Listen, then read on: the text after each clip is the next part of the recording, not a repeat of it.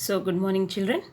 So, we were discussing in our previous class the new chapter Diversity in Living Organisms. And if you remember, what did we discuss about? We discussed about some new terms like variation, characteristics, evolution, taxonomy, and hierarchy, isn't it? So, we were talking about how animals have been classified or how animals have been grouped. Okay, so in order to classify or to group, a particular order or a pattern is followed, which is called as what? A hierarchy. And what is this hierarchy depending upon? It is depending upon the numerous similar characteristics. Okay, so now if you see, this is the hierarchy of classification. So what is the first, the highest order of hierarchy? It is kingdom.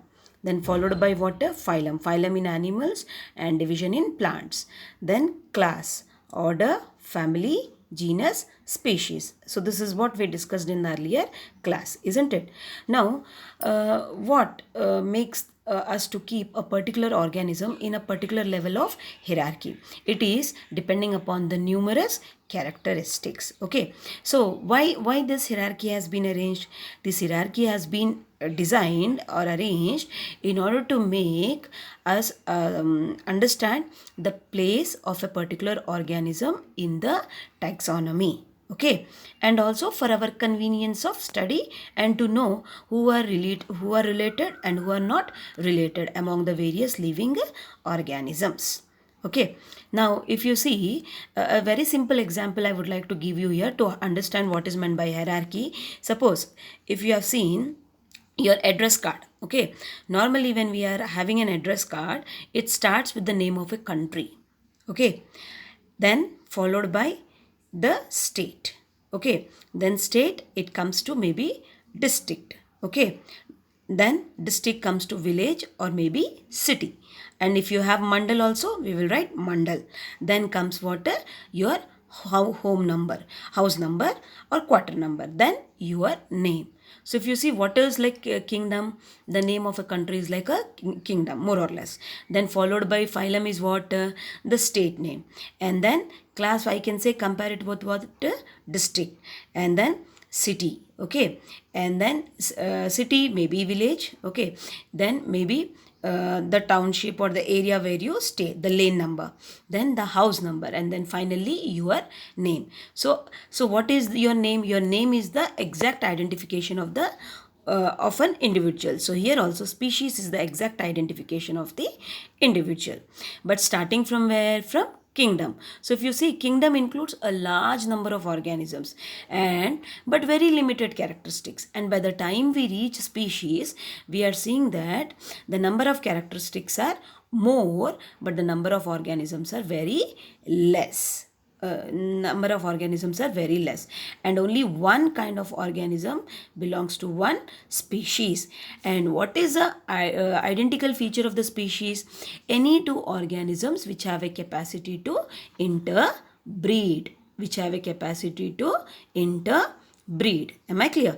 A dog will give birth to the puppy, isn't it? Two dogs can interbreed, two cats can interbreed to give birth, two cats will give birth to a kitten. Similarly, man gives birth to a child. Okay, a cow gives birth to a calf. Okay, now let us understand this in a better way by taking an example. Now here if you see on the screen, you have an example of humans. Okay, so if I start with the first level of classification, what is my first level of classification? Kingdom. And we belong to which kingdom? Animalia. Isn't it? Why are we animalia? Because we are heterotrophs, we are motile, we depend upon others, we cannot prepare our own food, isn't it? Then coming to, and our cells and tissues are entirely different from that of the plantae. Then coming to phylum. Next, what is the phylum? Chordata. What is this chordata? Yes, chord. We are having a vertebral column, a backbone. So, we belong to phylum chordata. Then come to class mammalia. Now when I say animalia, I can keep all the animals in one group, even we are included in that group. But by the time I come to chordata, I can include humans, dogs, frog, lizard. But can I include an earthworm or a cockroach? No, because though they are in the kingdom Animalia. Why I cannot include? Because they do not have a vertebral column. Okay, then come down to Mammalia. Now, Mammalia, mammals. Okay, last year you had a term, mammary gland. That means which can feed their young ones. Viviparous, which give birth and feed their young ones. So now, if I come down to Mammalia, I no more can include frog or fishes. Yes. Why? Yes, they do not have any mammary glands. But can I include cat and dog and man? Yes, definitely. Then then comes next order, primates. Okay. Now here, can I include a man over cat along with man? No. But rather, I can include monkeys. I can include gorillas. I can include baboons. I can include orangutans. Why we can include them? Because we have a common feature with them, like they also have a very big brain when compared to other organisms. Okay, then we have very strong limbs, our forelimbs, and then frontal eyes. Our eyes are not to the sides. Okay, like in case of cats or dogs, we have a frontal eyes. Then come to next order. What is that? Family. And what is the family we belong to? Hominidae. So by the time we come to this family Hominidae, no more monkey are included in this, because they can't stand erect like us.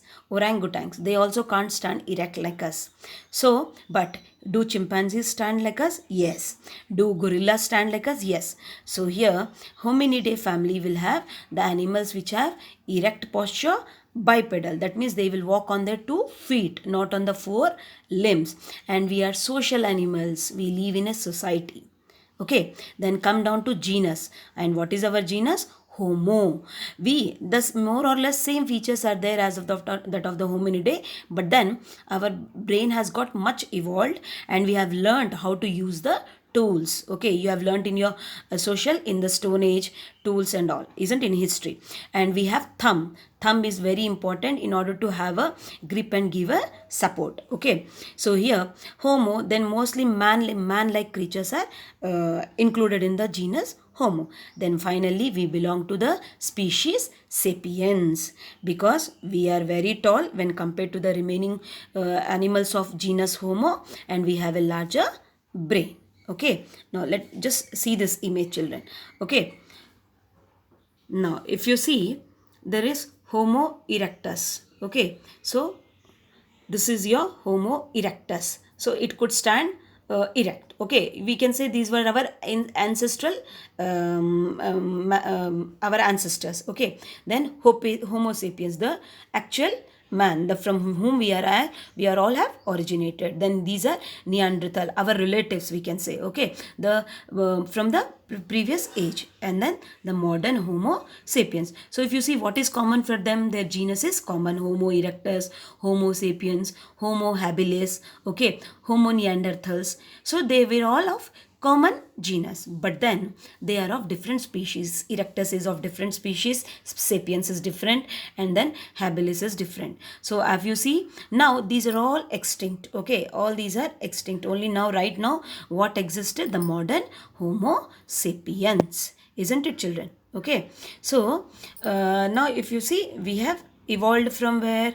Now what is this hierarchy also indicating? That we have gradually improved our body design. Okay, so we have come from some common ancestor like gorilla, chimpanzee, apes. We have been kept in the family Hominidae because our ancestors were of the common order primates, isn't it? But gradually what happened? There were some differences in our characteristics, maybe appearance, maybe our body function. So we started evolving into a separate group. So now if you see, the classification is also dependent upon the evolution. Now what is evolution? Evolution is rise of a new organism. How is this new organism arising?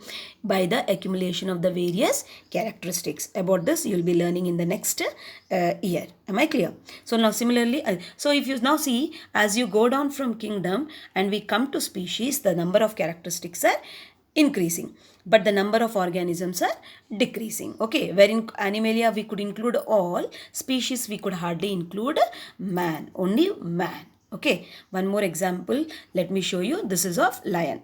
This also I think you can understand. Okay. So, up till what is common for us and lion? Up till class Mammalia. We are of the common class. But then our order changes. They belong to carnivora because they have canine teeth, because they are meat eaters. Then their family, since the order is changing, obviously the rest start changing. Then family is Felidae. The cats, all the cats belong to this family. But then by the time we come to Panthera, cats are no more included. Here only you will see jaguar, tiger, lion, panther, because they can roar. They have very strong muscles. Am I clear? Then come to species Leo, that is nothing but lion. Okay. Now lion can is very strong, has a very strong muscular body with a deep chested body. Okay, and it has a very big mane. The male and the female can be very easily distinguished from each other. Okay, children. So this was all about what a hierarchy. So what is hierarchy? Arrangement of the organism in a systematic order of classification. I hope you must have understood this. Thank you.